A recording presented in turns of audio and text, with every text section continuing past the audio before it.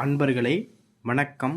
நாம் இன்னைக்கு வீடியோ பதிவில் எதை பற்றி நம்ம பார்க்க போகிறோம் அப்படின்னா, அதாவது நெடு நாட்களாக துன்பம் தரக்கூடிய எதிரியை அழிக்கக்கூடிய ஒரு அதர்வன மாந்திரீக பிரயோக முறையை பற்றி தான் நம்ம இன்னைக்கு வீடியோ பதிவில் முழுமையாக நம்ம பார்க்க போகிறோம்.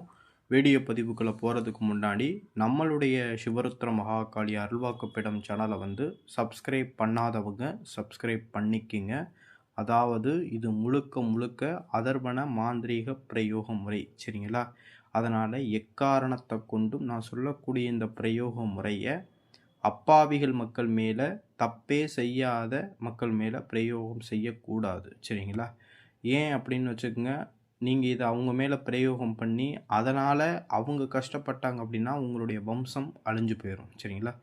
உண்மையிலேயே நீங்கள் ஒரு எதிரினால் நீங்கள் கஷ்டப்படுறீங்க அப்படின்னா அவனால் உங்களுக்கு வாழ்வே இல்லை அப்படிங்கிற மாதிரி இருக்கக்கூடிய தருவாயில் மட்டும்தான் இந்த பிரயோக முறையை எதிரி மேலே பிரயோகம் பண்ணணும், சரிங்களா? சும்மா சின்ன விஷயத்திற்கு இந்த பிரயோக முறையை பண்ணக்கூடாது, சரிங்களா?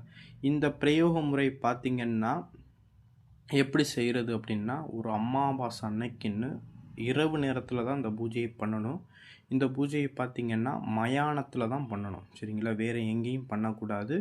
மயானத்தில் பண்ணலாம், இல்லைன்னா முச்சந்தியில் பண்ணலாம், இல்லைன்னா மலைகள், காடுகள், இந்த மாதிரி விஷயம் வனாந்திர பகுதிகளில் இந்த பூஜையை பண்ணலாம், சரிங்களா? அதுவும் அமாவாசை திதியில் நடுநிசியில் 10 மணிலேருந்து இரவு 12 மணிக்கு மேலாகத்தான் இந்த பூஜையை நம்ம பண்ணணும், சரிங்களா? இந்த பூஜையை பார்த்திங்கன்னா எப்படின்னா, எதிரியுடைய உருவப்பாவை போல் என்ன செஞ்சுக்கணும்னா பச்சரிசி மாவுலையும் கோதுமை மாவுலையும் செய்யலாம், இல்லைன்னா மயான சாம்பல்லையும் இந்த மனித உருவப்பாவை செய்யலாம். ஒரு வாழை இலையில் மயான சாம்பலோ இல்லை பச்சரிசி மாவு கோதுமை மாவு எடுத்துக்கோங்க. மயான சாம்பலில் செய்கிறது மிக சிறப்பு, சரிங்களா?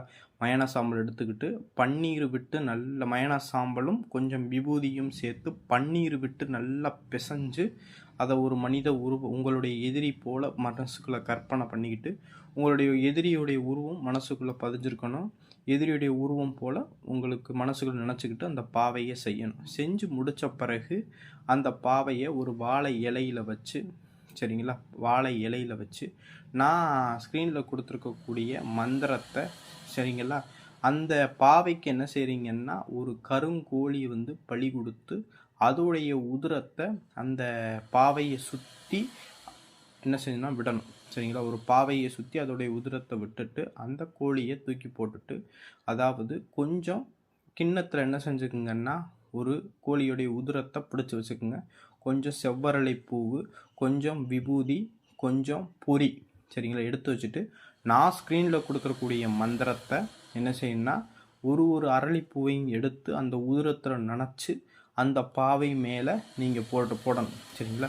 இப்படி அந்த பாவை மேலையில் போட்டுட்டு மொத்தம் 1008 மந்திர உருக்கள் கொடுக்கணும், சரிங்களா? கொடுத்து முடித்த பிறகு அந்த பாவையை ஒரு மண் குடத்தில் கொண்டு உள்ளக்க வச்சு அதை வாயில் பகுதியை கருப்பு துணியால் கட்டி அதை மயானத்துடைய எரிமேடையில் கொண்டு போய் ஒரு அடிக்கு ஆழ நோண்டி அந்த குடுவையை கொண்டு போய் பிதைச்சிட்டோம் அப்படின்னா எண்ணி 48 நாளைக்குள்ள எதிரி என்ன செஞ்சிருவான், எந்த இடத்துல பிதைச்சோமோ அந்த இடத்துக்கு அவன் வர ஆரம்பிச்சிருவான், சரிங்களா? இதுதான் எதிரியை அழிக்கக்கூடிய முழுக்க அதர்வன மாந்திரீக பிரயோகம். இந்த பிரயோக முறையை உண்மையிலே எதிரியில் கஷ்டப்படக்கூடியவங்க பண்ணலாம், சரிங்களா? எந்த விதமான பின்விளையும் கிடையாது.